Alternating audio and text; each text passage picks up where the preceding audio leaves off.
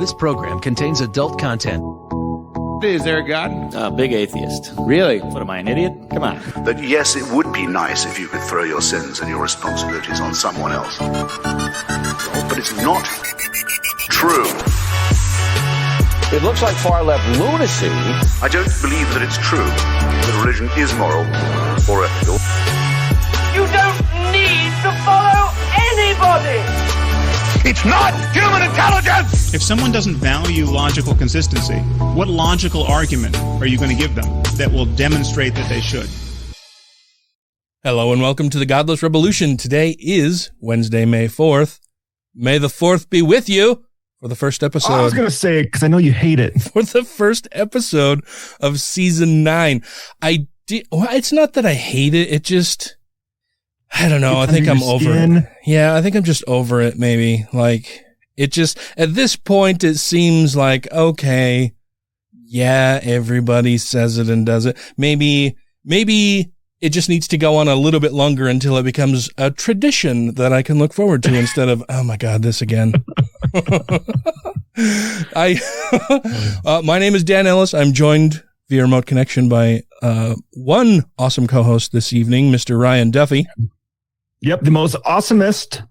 Mr. Taylor Grin is traveling to points unannounced to you, dear listener, as of yet, while things are taken care of and stuff is done. And maybe one day you'll know where he is. Maybe we'll just keep it a secret forever. And you will never know. Ooh, we can just keep hinting at it and play a game. Where's Taylor? Where in the world is Taylor Grin? He's moving up and down through a series of tubes. He's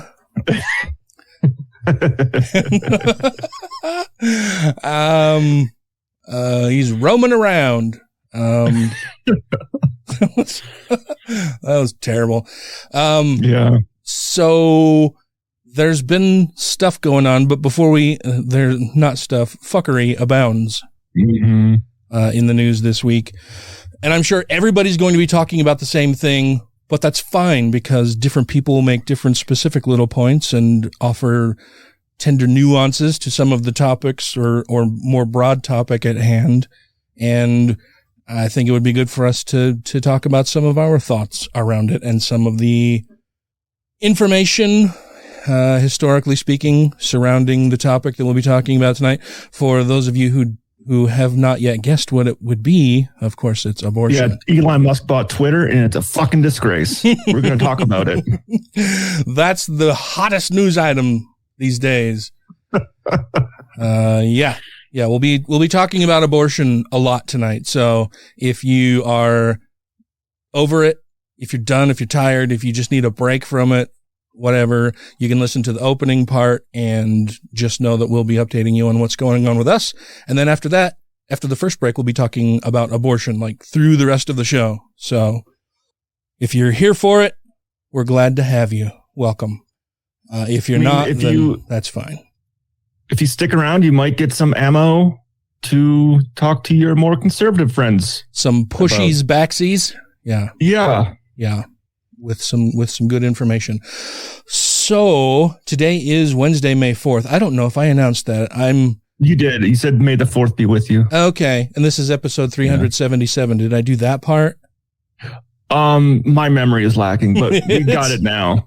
Oh, that's right. Last time we recorded, it was 420. And so we've just lost our minds now. See, kids, even if you talk about the marijuanas, even if you talk about injecting the marijuanas, that will happen to you. Yeah, you turn into an egg on a fucking frying pan. So, being that it is May 4th and it should be with everybody, this is also the first episode of season 9. We completed season 8 last time we recorded. I was hoping to have those last 2 episodes out earlier than I did, but I still am just way too busy with work. But part of the reason I have been entirely way too busy this week so far is that I've been, aside from carrying out my regular duties of the jobs of like 3 or 4 different people, I'm also training somebody to take over some of those duties, which in and of itself is a separate job. Just, taking the time to train somebody for half of the day, of course, takes away all of that time that I would be doing other things. So it just kind of heaps more stuff onto my plate until I get this person trained well enough that she can act autonomously and do things by herself. But she doesn't know how to do them yet. So somebody's got to show her, and that somebody's me. And I'm glad. She seems great. She seems very capable. Like she's picking it up. Yeah. Smart, capable, experienced. So I am very much looking forward to turning over a bunch of stuff to her, and she's looking forward to taking it all on. So that is also double good. Nice. And then that should free up a little bit of time for me. Like, I think this pay period, it will be 45 hours overtime this pay period, and I don't get paid for all of that. So that's the extra bit that is super exciting and fun. Yeah. Yeah. I love that bit. But what, go ahead. I was going to say, that's just the way the federal government sets it up. You can't make more money than someone else. Yeah. Yep. Stupid. It doesn't matter if, you're breaking your back to keep things running. You just need to do it. And I think in the future, like once we get things settled out, I will just not work any more time than the time that they'll actually pay me for. And if that's a problem for somebody, then I can go somewhere else because I'm getting really fucking tired of doing it. I'm just tired all the time. I'm crabby all the time because I'm working so much. I am not getting stuff done around the house or other social issues and stuff that I want to work on more, be more involved with because I'm just so busy at work. And I've kind of been doing it with the notion that if I can just put in this work now, get through all of this, get somebody trained and up and running, and we can get square a bunch of these other tasks away, take some off of my plate. I can start learning and growing and doing other things at work that I want to do. And then that will free up some time and provide me the space and income to not only work on things physically, but be able to donate to other things. Like I have to have a decent paying job in order to maintain some of the philanthropic pursuits I have undertaken in the last few years I donate a fair amount of money to a bunch of different stuff. So I need to have a job in order to do that. Yes. But what is new with you, Mr. Duffy? What's happening? Well, last week was kind of boring because Sarah had her tonsils taken out. Is she still whispering or can she talk? She can talk now, which honestly, that was the shittiest part of the whole thing. The fact that she can talk again? No, that no one would laugh at my jokes in the house for like a week. Oh. And I had some good singers going. And just no commentary about it. Would she at least roll her eyes or slap a knee or something? Usually when I would make a comment that she didn't make a comment to my comment, then she would roll her eyes at me. Or I put something on TV and be like, well, you can't say no. I guess this is what we're watching now. But she's doing good. She's like getting her voice back. She was actually able to talk a lot more today than she has recently. Well, that's good. So, and has there go ahead. Sorry. I was going to say a tonsillectomy. The older you get, the worse it is on you, apparently. So she had some rough days in there where, especially waking up in the morning, it was like, you don't look like you're having fun. Oh, I'll bet. Like fall asleep just and dry. Yeah. Probably your mouth falls open and you just start sucking in air and it gets really dry and ouchy and yeah. But she seems like she's over the worst of it and it's all getting better now. Well, good. I'm glad to hear that. It's been a week now, right? Yeah, it was just over a week. It was Monday was 1 week. Oh, okay. So also due to our subject tonight, I was on the online looking. I'm like, where do I go get my shit snipped? Where do you go get your boys wrangled? Yeah. Because who knows? IUDs might become illegal. Yeah. Well, and I wonder, I mean, eventually they may decide to outlaw vasectomies as well. I doubt they would do that because that's a man's bits. True. I'm just thinking down the road as far as the contraceptive eye can see, you know, anything that may stop Alter or decrease the ability to conceive. Yeah, would be outlawed because we're all under his eye. Because contraceptives were pretty, like, not illegal, but very hard to get at one point in history. And yeah, that could come back again. Yeah. Well, I'm glad that Sarah's feeling better and that you've been having some fun with your new laser for your woodsies. Built a whole brand new laser box enclosure and everything. That's awesome. I even 3D printed my own fan or fan parts. Your own fan parts? Like what parts for the fan did you 3D print? I 3D printed a housing that will actually attach to the box. And in the housing, I have a 120 millimeter cooling fan for a computer on the inside of it that helps draw more air out or smoke out of the box. And I've done tests on different things. I'm like, I don't smell it in here at all anymore. Oh, cool. So especially when doing like the spray paint stuff where it would kind of be like, I don't want to be in the room when it's doing that. Now I don't even smell.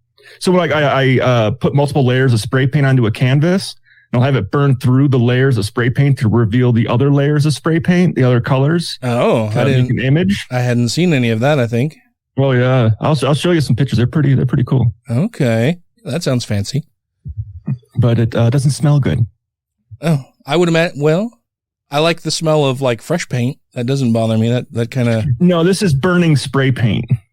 Yeah. I don't know if I've smelled that before, so it's probably why I don't have a frame of reference for it. Yeah. Yeah, it's probably not healthy either. Oh, yeah. that's another concern or consideration I hadn't thought about. It's a consideration I hadn't considered. How's that? Yeah, it's not good.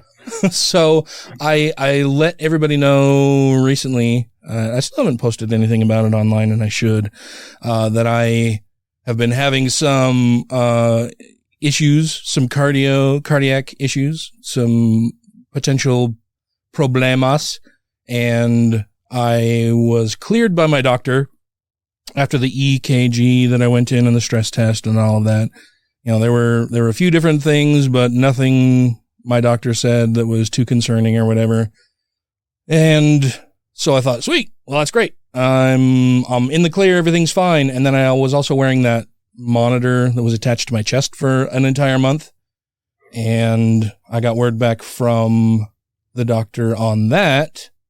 And I believe her quote, well, I can actually just tell you what the quote was that the doctor hath sent to me. I think you went too far back there. I did. I'm scrolling back through my text messages with you and Taylor here. And it is. That was today. Well, goddamn. Where the hell did it go? Should be right about there. Someplace. Before that. Oh, there it is.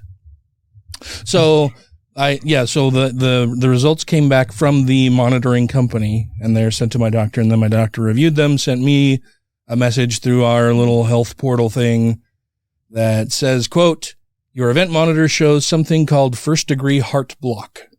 This is not alarming on its own, but given your recent symptoms, my doctor's name, feels you should see a cardiologist. And so I went on the webs and looked up what first-degree heart block is.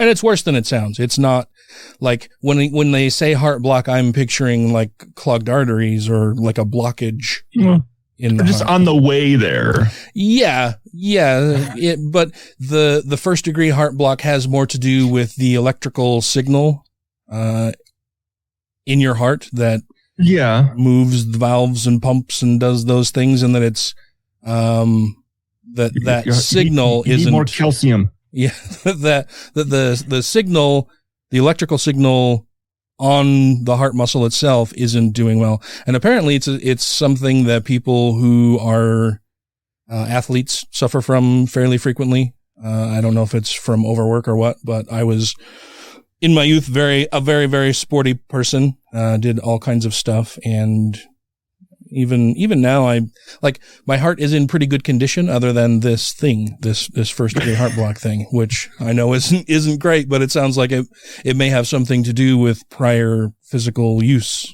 of my heart, maybe more than was good. I don't know. I'm still learning about it. You can be perfectly physically fit and still have heart issues. Oh yeah. Yeah, for sure. And I'm still learning about it, and I have not yet seen a cardiologist because our healthcare system is fucking bullshit, right? So the monitoring company has to contact my doctor. My doctor has to contact me to tell me to go and see somebody, and she has to recommend that. So that my insurance company will actually fucking pay for it. So then I have to contact a cardiologist myself to try to set up the appointment, and based on her recommendation of which cardiologist to see. So I contact a cardiologist. And then because of COVID and just because our healthcare system is shit in general, the first availability for an appointment to even see a cardiologist isn't until the middle of June. So, and that was, trying to find any place within the University of Utah's healthcare system where they have a cardiologist available. That was the soonest one throughout the state of Utah for me to be able to get into. Yeah. So I set up that appointment, and we'll have to see what the cardiologist says. I asked if I am clear to continue doing the exercising and the stuffs. And she said, yes, just, be careful. Do it in moderation. Don't go at it real hard. Don't send it all the way. So yeah, I mean, that's the latest. The latest is, it sounds like it's not perfect, but it's better news than it could have been. And I'm still waiting to hear more. And, yeah. So, I don't want you to hurt. Oh no, yeah, I don't either. It's really frustrating that it takes so long to get in to see anybody. And then, by the time I get in to actually fucking see somebody, it's a whole other thing. It's just such a pain. Imagine if this was a prospective cancer diagnosis you were waiting to find out about, and it would take this amount of time. And during that amount of time, shit is growing and getting worse, and you're waiting for an appointment to get in. And then you get in for that appointment. It's like, shit, it's too far gone now. You should have gotten in 2 months ago. Mm-hmm. Yeah. Well, and it's like, well, I fucking tried. Well, and it sounded, from everything that I've seen online, it sounds like the worst case scenario currently for me would be that I may need a pacemaker to just get things in sync and in rhythm and keep them that way. But like I say, I think that's worst case scenario. I don't know if there's perhaps medication available, whatever else they may do. It's just that waiting and not knowing, and then having to wait so fucking long and having it be so expensive. I got the bill back from my emergency room visit. Yeah.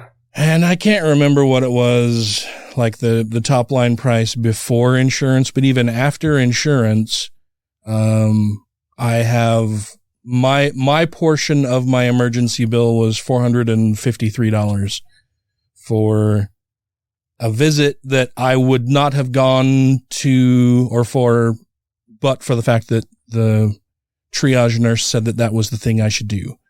So I did that, and then I get hit with a $450 bill, even though I have really the Cadillac, the Cadillac of medical insurance available through the federal government.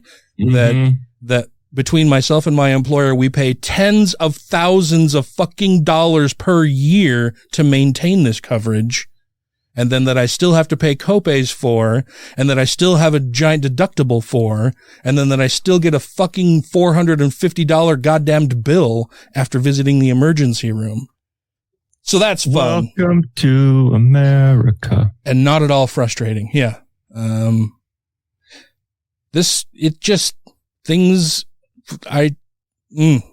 So many thoughts. about how fucked up our healthcare system is, I get angry about it a lot. And it's no wonder that people put off, going to see a doctor because, and that they only go when they absolutely have to because they don't want to get hit with a fucking giant bill that they can't pay. Yeah. They're probably more afraid of the bill than they are the doctor. Oh, yeah. Yeah. I mean, if you go into the doctor and they tell you it's something really bad, well, first, you're not going to want to hear that. And then you're going to get hit with a giant bill for receiving bad news. And then, with that bad news comes the prospect of additional bills and more money that you'll have to outlay, possible bankruptcy. The number one cause of bankruptcies in the United States is because of healthcare issues. Medical debt. Yeah. That's how fucked up things are here. And then they just make it more difficult for people to even file bankruptcy. So it's just the Republicans and the GOP and conservative right-wing fucking assholes are doing everything they can to make life as miserable for everybody as possible. Unless you're rich. Yeah. Yeah. It's just the rich get richer and the poor get fucked all the time, every day. Oh, we'll talk more about that in a little bit. This is Natalie Newell of Science Moms and the Parenthetical Science Podcast. You are listening to the Godless Rebelution. Republicans have focused on this issue with relentless determination. Here is Jerry Falwell, right after Alito was appointed to the court, taking a victory lap following a ruling that upheld the ban on a specific abortion procedure. That is the culmination for me of about 35 years of work. I don't think we have 5 votes on Roe v. Wade. I think we're probably 1 or 2 votes short. As we talked that last week of his life, Falwell seemed to recognize that his battle to end all abortions would have to be won by the next generation of God's warriors. My children are more likely to see this victory won than I am. I think we're 50 years away. We've got to just stay with it, and never give up. Thank you to everybody who has rated the show on iTunes and Stitcher and are following us on YouTube, Twitter, and Facebook. And to all our Patreon patrons, you make the show possible. Welcome back, everybody. I hope you enjoyed the little interstitial pieces that I put together. I have no idea what they're going to be at this point in time. And that's something that I decide later on, much later on, when I'm doing the editing for the show. I just know it was very funny. That were the greatest quotes ever. And that guest that we happen to have mentioned in there. Oh, fantastic. Fuck yeah. Fantastic former guest. We need to get more guests on the show. I need to get on the ball and invite people to come on the show. But we mentioned during the opening that we would be talking about abortion for this episode. So that's what we're going to do for those of you who, for some reason, may not know because you've been in a coma for the past however many days from the leak until you receive and hear this episode. There was indeed a document that was leaked out of the Supreme Court of the United States. The document that was leaked was basically the majority's opinion and decision in the case that will, from all accounts, end up striking down both Roe versus Wade and Planned Parenthood versus Casey. The two primary laws that have upheld a woman's right to decide what she wants to do with her own body, as if she needs to have that codified into law, which is fucking bizarre and backward to me. But that document was leaked and has been confirmed as an actual leaked first draft of this decision. It's authentic. Yeah, it was spelling errors and all. Yeah, it was confirmed as authentic by the Chief Justice of the Supreme Court, Mr. John Roberts. He, of course, is very upset about it, as I'm sure the other justices are, and they have announced that they are launching an investigation into finding out who actually leaked the document. There are some competing theories about the motives that this person, that whoever leaked it, may have had, and we can talk about those if time allows at the end of all of this. But that gives you just a little intro into why we're talking about this now, because it is a very hot button issue that everybody is talking about, as I mentioned in the opening, but we wanted to go on the record with our thoughts about it as well. So Ryan, thankfully, because I'm so busy put together a bunch of information that we'll share with y'all. So what you got for us, Ryan? Well, we're going to start off with the fact that the Supreme Court did not invent legal abortion. What? Much less abortion itself. When it handed down its Roe v. Wade decision in 1973, abortion, both legal and illegal, had long been part of life in America. Indeed, the legal status of abortion has passed through several distinct phases in American history, generally permitted at the nation's founding. You heard that right. The founding. Abortion was available since our nation's founding? Yeah, like as part of the historicity of this nation. And it was available for several decades thereafter. The procedures were made illegal under most circumstances in most states beginning in the mid-1800s. In the 1960s, states began reforming their strict anti-abortion laws so that when the Supreme Court made abortion legal nationwide, legal abortions were available in 17 states under a range of circumstances beyond those necessary to save a woman's life. So basically when the democratic experiment that is America started, abortion was permitted because it wasn't strictly outlawed. Yeah, it wasn't outlawed. It wasn't illegal. You were allowed to have an abortion. Okay. And so then somebody got a wild hair up their butt and decided, hey, you know what? These ladies are getting too many freedoms. We need to restrict that. We can't let them do what they want with their own bodies. We need to tell them what they should do with their own bodies. And well, I didn't go research it. I should have. I was going to. I thought about it, but I didn't want to make this too long. Find out what the religious mindset was around this time in the mid-1800s that might have swayed this decision possibly. Because I was going to see if there was any correlation between look, there's this religious reformation going on in 1830 and look what's happening around this time. Like some kind of inciting incident that led to them saying, oh, well, clearly we can't have this happen anymore. We need to write laws about it. Yeah. And then again, in the 1800s, it could have been due to deaths because antiseptics or antibiotics weren't a thing. Yeah. But in 1965, abortion was so unsafe that 17% of all deaths due to pregnancy and childbirth were the results of illegal abortions. 17% of all deaths due to pregnancy and childbirth were from illegal abortions. So basically, if a woman became pregnant, and there was a death either to her or the fetus or both, 17% of all of the deaths related to it were the result of illegal abortion. In other words, that had abortion been legal, they may not have died. Oh. Now, mind you, that's what was reported, because at this time, this was an illegal practice. All right. So it's probably hugely underreported. Yeah. So it's probably underreported. So not all abortions at that time, when it was still illegal in most of these states, were not reported. That 17% is coming from the numbers that were confirmed to be an illegal abortion being performed. Oh, wow. Today, less than 0.3% of women undergoing legal abortions at all gestational ages sustain serious complications requiring hospitalization. That's not death. That's just being hospitalized because you had a complication, where before you're pretty much going to fucking die. Well, yeah. So yeah, that's saying that less than 0.3% of all pregnancies or all legal abortions. All women who have done legal abortions at any gestational period. Okay. And that then only, so of the total number of legal abortions that are carried out, less than 0.3% end with some kind of hospitalization for the woman. Okay. Some kind of serious complication. Okay. Among women undergoing legal first-term abortion procedures, the percentage sustaining serious complications drops to 0.05%.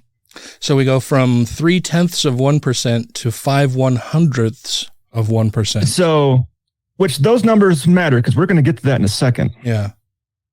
the risk of deaths associated with an abortion increases with the length of pregnancy from one death for every 1 million vacuum aspiration abortions at 8 or fewer weeks to 8.9 deaths after 20 weeks of gestation. And generally speaking, anybody who has an abortion after 20 weeks, it's because there's been some dire revelation. Either the fetus is non-viable, or it's put the mother's life at risk. There's some giant reason that it's happening 20 weeks or later. Yeah. I mean, those are numbers you want to keep in mind as we go through this. Okay. In 2007, the maternal mortality rate in in the U.S. was 12.7 deaths per 100,000 live births. A significant difference in maternal mortality rates between ending a pregnancy by abortion and carrying it to term. The risk of death from medication abortions through 63 days gestation is about 1 in 100,000 procedures. In comparison, the risk of death from a miscarriage is also about 1 in 100,000, and the risk of death associated with childbirth is about 14 times higher as that associated with abortion. So basically, if you're forced to take a non-viable fetus to term and deliver it that you could have had aborted, you are 14 times higher risk of having complications and death. Yeah, you're 14 times more likely to die because you're being forced to carry this to term. Yeah. So this isn't when people bitch and moan that this is a pro-life issue. Well, they're not concerned at all about the life of the mother because they're putting her under an increased risk. In fact, 14 times the risk than if she were to have an abortion. Yeah. Which that number right there is kind of like, well, you obviously don't care about the woman that's going through this right now. And as we said before, most people that are at 20 weeks or hitting their second trimester already know they're pregnant and have usually at that point made the decision whether they want to keep or have an abortion. So when it comes to them having to have an abortion at that period, it's because something dramatic has happened to the fetus where it's not viable. They are not going to have a live birth, or there is a catastrophic, defect. It could, it's not developing a cranium. Your baby's going to be born with its brain outside of its head, or its heart outside of its chest, or it's not developing bones, which happens. Our bodies are weird. Oh, yeah. Yeah. All kinds of weird shit happens during pregnancies. But although legal abortions were largely unavailable until the year just before Roe, some women were able to obtain the necessary approval for an abortion under the requirements of their state's laws. In most states, until just before 1973, this meant demonstrating that a woman's life would be endangered if she carried her pregnancy to term. So, in some states... So before it was that, I'm sorry that Uncle Touchy got a little too close to you, touched you a little too much, but, unless you're going to die, you're going to have this baby. They were pretty much. It depended from state to state what they would allow. Okay. Because in some states, especially between 1967 and 1973, a woman also had to receive approval for an abortion if it were deemed necessary to protect her physical and mental health, or if it was the pregnancy had been a result of rape or incest. Even so, the process to obtain the approval for a legal abortion could be arduous. In some states, it involves securing the approval of a standing hospital committee established specifically to review abortion requests. And of course, that's not by any objective standard, any objective measurable standard. It's how do you, as a board or body of people, feel about this thing? What are your personal thoughts about this? Let's also remember that the sooner you're able to get an abortion, the less risk you have. Right. The longer you have to wait, the more risk you're putting the mother at. Right. So either as a matter of state law or hospital policy, these committees frequently require that additional physician exam the woman to corroborate her physician's findings that an abortion was necessary to protect her life or physical health. Likewise, a licensed psychiatrist might be required to second the judgment of a woman's doctor that an abortion was necessary on mental health grounds, or a law enforcement officer might be required to certify that the woman had reported being sexually assaulted. So you kind of had to do a lot of shit, which makes you wait longer into the process to get an abortion, which puts you at more risk because you've had to wait so long, jump through all these loopholes just to get one. So what you're saying is that our healthcare system has always been fucky. Well, especially for women in this case. Right, yeah. But beginning in 1970, 4 states, Alaska, Hawaii, New York, and Washington, all repealed their anti-abortion statuses and generally allowed licensed physicians to perform abortions on request before fetal viability, which is also a weird place when you determine that. Yeah, a weird distinction, and how do you draw that line? And then, I mean, just the notion of, so the way I understand it is that when Roe was decided, there were basically 3 stages during pregnancy, and the rights that a woman had, well, still has currently, but will soon be gone, varied depending on which trimester of her pregnancy she was in, right? So like during the first and second trimester were pretty much, you were good. A third trimester was difficult.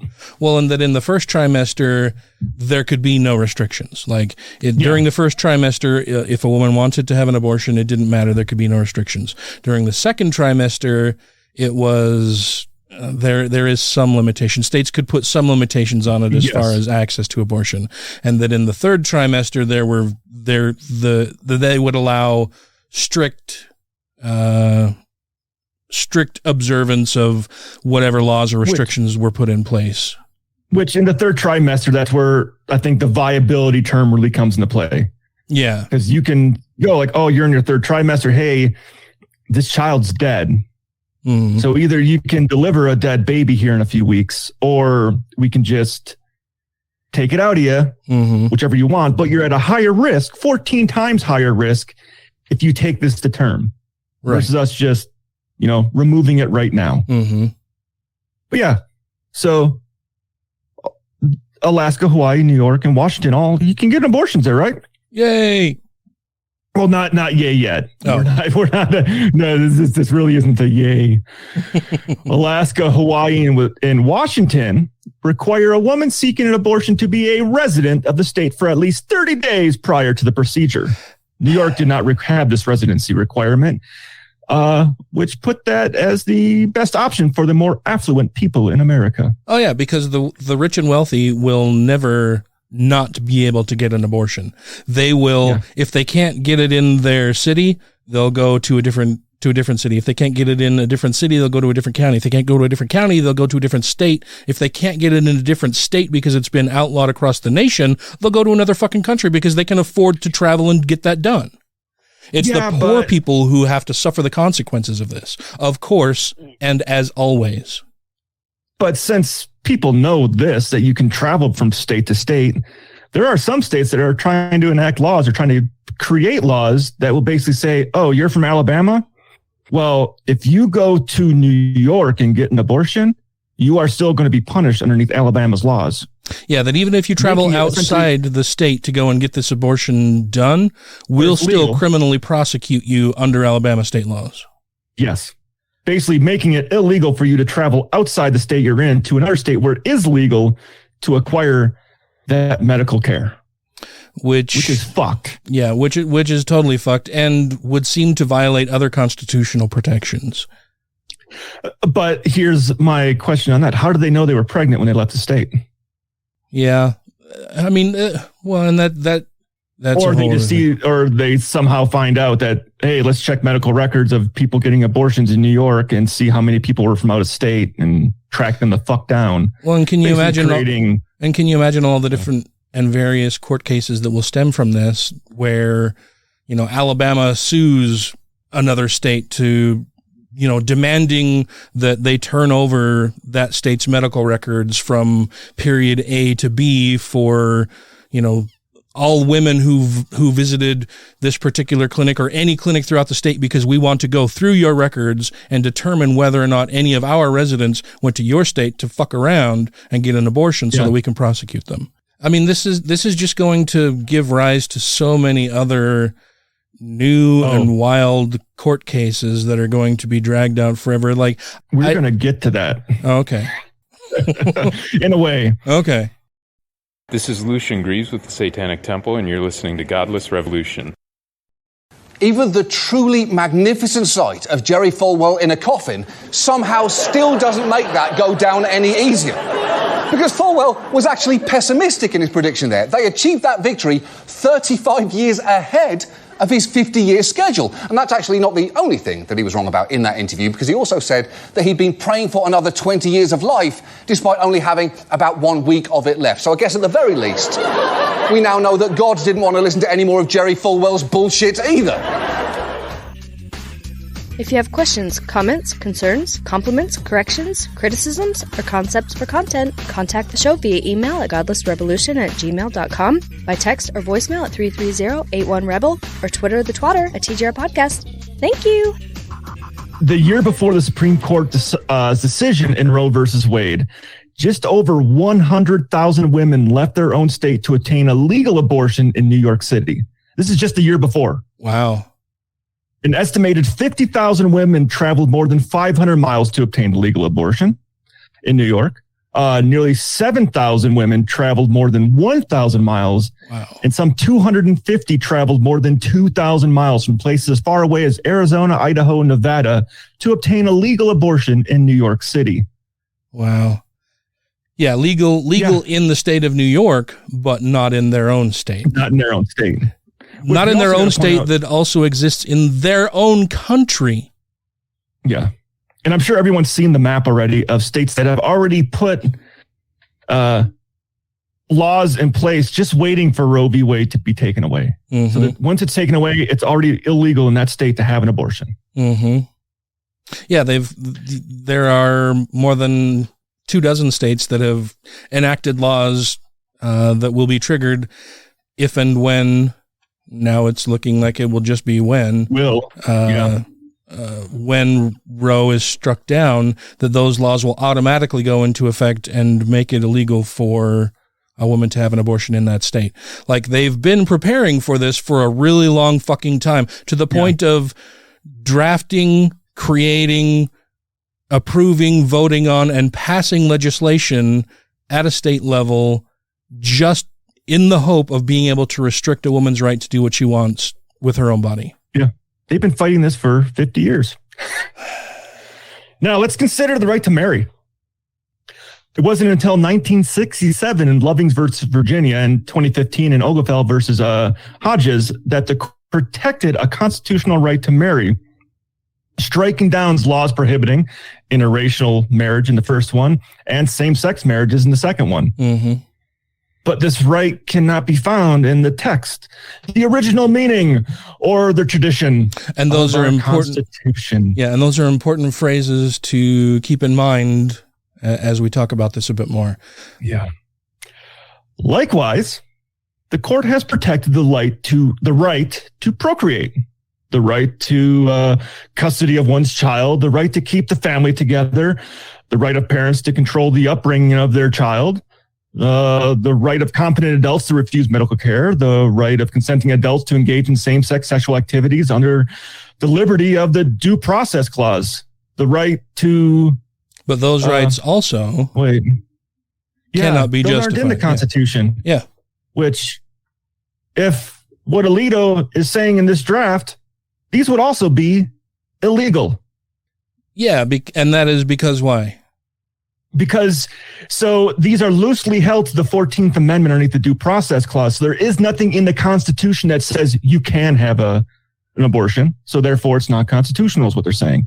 There's also nothing in the Constitution that says you can get married. There's nothing in the Constitution saying you can marry someone of the other race. There is nothing, our Constitution does not implicitly speak on any of these things, because when the Constitution was written, they said, no, this is just a right you have, isn't it? Like, do we really have to fucking write this down? Like, this is implied that you are allowed to have control over your body, your family, all these other things, and it's not implicitly written into the Constitution.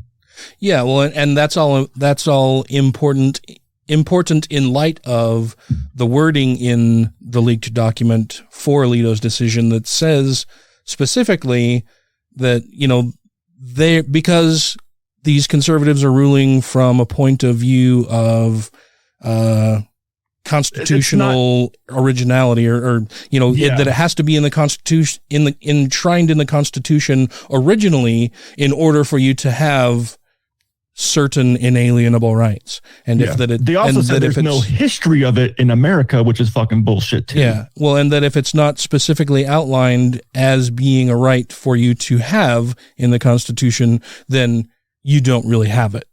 Which they won't go with the whole, it's implied that you have that right.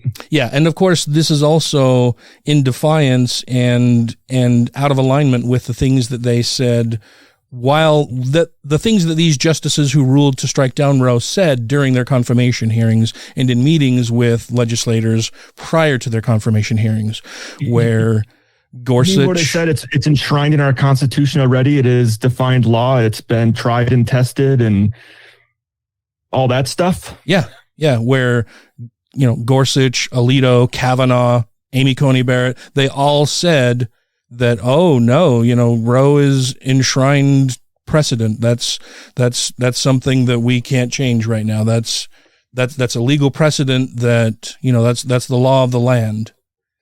Which is why they have to go back and say the original precedent was fucked up. And Susan Collins is very disappointed that they would have been so misleading in their interviews with her personally. I don't know if I trust the man selling that snake oil anymore. Yeah. Yeah. I did also grab a couple lines from it. This first one is from the very end of the document. I'll read the whole thing, but it's the first line that really fucking gets me. And it says, "We end this opinion where we began. Abortion presents a profound moral question. The Constitution does not prohibit a citizen of each state from regulating or prohibiting abortion. Roe and Casey arrogated the authority. We now overrule those decisions and return the authority of the people and their elected representatives. The judgment of the Fifth Circuit is reversed and the case is remanded to the further proceedings consistent with our opinion." The court doesn't fucking rule on morality. Yeah. Yeah. You shouldn't legislate morality. There's no reason to legislate morality. That is between a person and their own sense of moral rightness. You can't, there should be no morality laws, period, because morality is subjective. Right? Yeah. People, well, and I mean, that could be a whole different argument, whether morality is objective or subjective. And I think it could be argued either way. But as far as legal definitions and concerns, it is a subjective thing because, I mean, that's clear because it was legal, then it wasn't legal, and then it was made legal through legal precedent and court decisions by the Supreme Court in Roe and in Casey, and now it is about to be illegal again, showing that morality is fluid and changes and is subjective according to whoever is making these decisions. Oh yeah, and let's not forget that in the case of Loving versus Virginia, they had to do that on a national level because of Jim Crow motherfuckers who were saying it was illegal for people of different races to marry. Yeah. Because they had state laws banning it. Yeah. The way that this decision has been worded calls into question all kinds of other legal rights because it's specifically, I mean, Roe was decided in large part on privacy issues, that a woman's health is a private concern of hers related to her and her doctor or anybody else that she may choose to include, but that it's a private decision for her that is beyond the bounds be involved. Yeah, that is beyond the bounds of legal or judicial review by some other party who has no or should have no say in this woman's life. Yeah. And doing away with that protection of a patient's privacy, man, that's some scary fucking shit. That's scary for everybody who has been able to, up till now, believe that the things that they tell their doctor in confidence will remain confidential. That's why we have HIPAA laws that protect a patient's privacy. That's why we have all kinds of other laws that say that the things you communicate with your doctor are between you and your doctor. They're not up for review by anybody else. No. And now this ruling calls all of that into question. And I think they're going to call on this part right here, because there is a long standing of Roe has tested all of its, wars to this point. But they say Roe's abuse of judicial authority. Roe was erroneously wrong from the start. Its reasoning was exceptionally weak, and the decision has had damning consequences. And far from bringing about a national settlement on the abortion issue, Roe and Casey have inflamed debate and deepened division. It is time to heed the Constitution and return the issue of abortion to the people's elected representatives. The permissibility of abortion and the limitations upon it are to be resolved, like most important questions in our democracy, by citizens trying to persuade one another and then voting. I wholeheartedly disagree with that. Yeah. This is all a lot of fucky, and I'm deeply concerned about and worry for all of the women in the audience, basically everybody. I mean, this law is going to touch everybody in one way or another. I grieve for the loss of those freedoms and hope that we will find a way to restore them very, very quickly once they are removed. And I will be doing my damnedest to make sure that happens and encourage you all to do that, whether it's demonstrating, whether it's writing to your legislators and representatives, if it's donating to organizations who are taking on this fight and working to maintain your rights. Do something. Get involved. Vote. Donate to people. Campaign. Knock on doors. Make phone calls. Do whatever you can to make sure that your rights are not stripped away from you.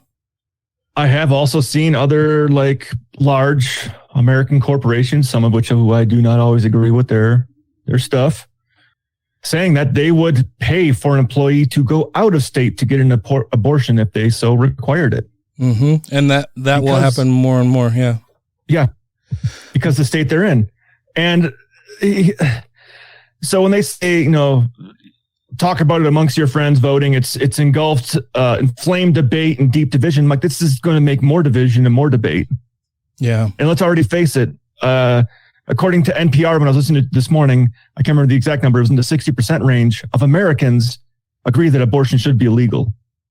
So the voting populace, the consensus nationally is in the majority that this should be legal. It's the overwhelming majority that's having the problem. Yeah, the overwhelming majority says that abortion should remain safe and legal.